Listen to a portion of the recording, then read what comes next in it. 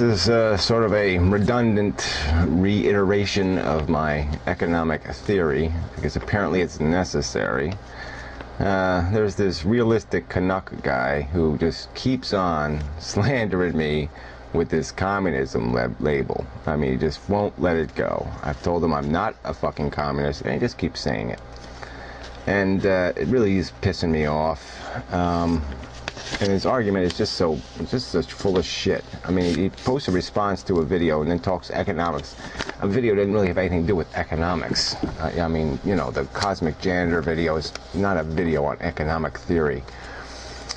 And so anyway, I might as well get the first part. When he did do a little tirade. Oh, he's a Ron Paul fan, apparently, because Ron Paul is the only guy in the election who's paid taxes. You know, yeah, really.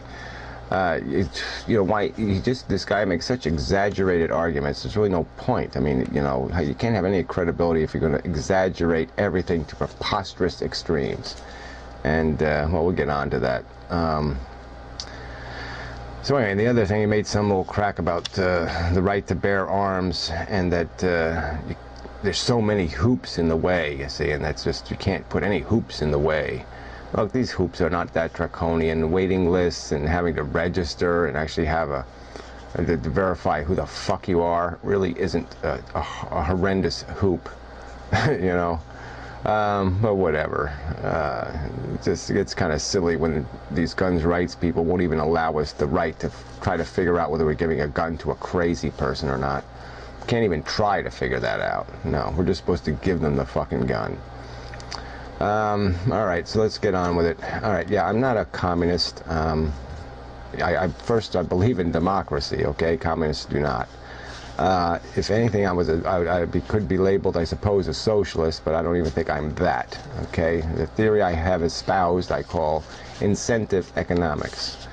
And it imposes responsibility to contribute on both ends of the financial spectrum. It gets rid of welfare at the bottom end, and it gets rid of the welfare on the fucking top end, which is the really obscene welfare.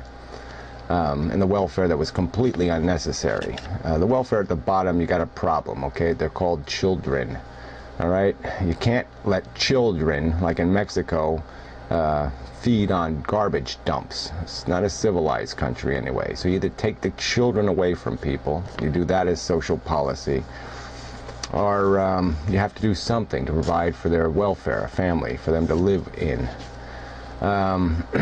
So that's always going to be a difficult question, because either way it's going to cost money. And so you either got to put a cork in people beforehand, you got to put some limits on their capacity to produce kids they can't take care of, which I would advocate, I would support. I don't think it's realistic policy in terms of politically, but I think it is necessary policy. So now let's go down the list. Yeah, I do not support the teachers union, okay? Huge, powerful union. Yeah, I'd break it. I'd break the government employee union, all right? Because the government public servants are bullshit. They're unaccountable, lazy, crooked, fascist, useless bastards for the most part. But I will say that's mostly in administration, okay? It's mostly in the part that has a public, that the public has to address or has to work through. The rest of government employees, some of them are very, very efficient. You complain that nobody else pays taxes, just you in the universe. You know, because everybody else is employed somehow by the government. But what you ignore in your stupid argument is that services are provided for that money. And if government employees didn't provide those services, you'd have to pay a private company for those services.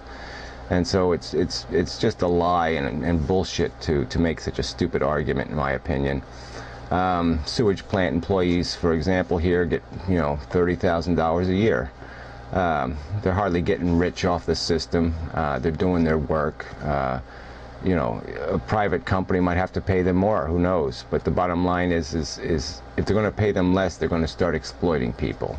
And so, yes, you think exploitation is fine. If there's excess labor, we should exploit it. That's your ethical code. I think it's a shitty ethical code. Absolutely sucks. Yes, it's the ethical code of the Ron Pauls and the rest of the neocon fuck everybody but the elitist rich philosophy. So anyway, I'd get rid of, so it's hardly communist. The communists would hardly get rid of the teachers union, hardly get rid of the government employees union. But what I would do that sounds pretty communist, yes, I'd end inheritance over whatever the number would be, $2 million. No private inheritance, no legacy wealth. Okay, wealth would have to be funneled right back into the system, right back into the economy, right back into into carrots to encourage other people to do work. Okay, legacy wealth is an obscenity. All it creates is a bunch of well-educated, lazy fucks who don't do a goddamn thing. They get positions on boards, and they get, you know, one CEO does this, oh, I got a son who's a fucking retard, give him a job in your company, would you please? And, you know, they get these nice management positions, they show up, you know, 2 days a week, and they do shit. They waste money, they waste resources, spend preposterous amounts of money on their palaces and castles, and they produce nothing. They're of no use to the economy whatsoever. And that's half the economy now. I mean, half the wealth in this country is I mean, you know, wrong way to put it. Yes, half the wealth in this country is owned by people who didn't earn it. They didn't work for it. Okay, they inherited it. And it's very rare you're going to find one of these self-made men. And Donald Trump started off with $10 million. You know, a lot of people start off with a nice little pile of money to make more money out of. And, you know, if we could all play in that competition, it'd be a different game, wouldn't it? So anyway, yeah, there's just no justification for anybody having a birthright to a cheat. You're suggesting the game should be tight, the game should be tough, you know, that people should have to earn their way. And then at the same time, you're allowing for a huge, gigantic, preposterous cheat. You're saying that some people, because they're born of the right family, shouldn't have to do a goddamn thing. And it shouldn't be real work. And they shouldn't have to risk anything either. That's the other side of this that is quite insidious. Is there's, you know, especially in the, you know, I don't want to pick on women, but, you know, there's a lot of women entrepreneurs out there, and a lot of them are, you know, women who are living in privilege, and they start little businesses because they want something to do with their time. And, you know, that's great. I'm not saying there's something wrong. I'm just saying that they're not facing the same reality that everybody else is who starts a business. Somebody who's poor has to risk everything. They have to maybe risk their house. They have to risk the welfare of their family to take a chance, to explore their potential. And they'll never have that opportunity because a lot of them will say there's no way they can take that risk. They gotta stay owned by the corporation because they just can't take the chance of breaking loose and failing. And these rich fuckers, yeah, they can try and fail all they like because a couple $100,000 doesn't mean anything to them. It's nothing. You just, oh, well, okay, that didn't work out, we try something else. You know, oh, well, if it takes 5 or 6 years to get off the ground, so what? They can afford it.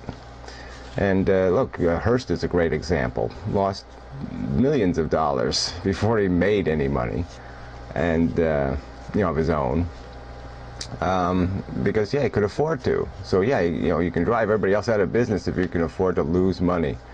It's a great business strategy. Losing money works. Google started that way. Google was a nice free search engine.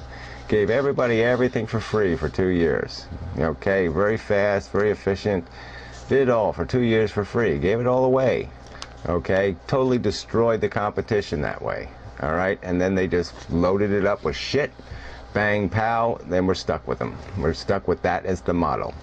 You know, and until some university or some other thing comes up with a competitive alternative, that's what we're stuck with. We're stuck with a zillion-dollar corporation owning us on the internet, owning the internet essentially, having its advertisement on almost every square inch of the internet.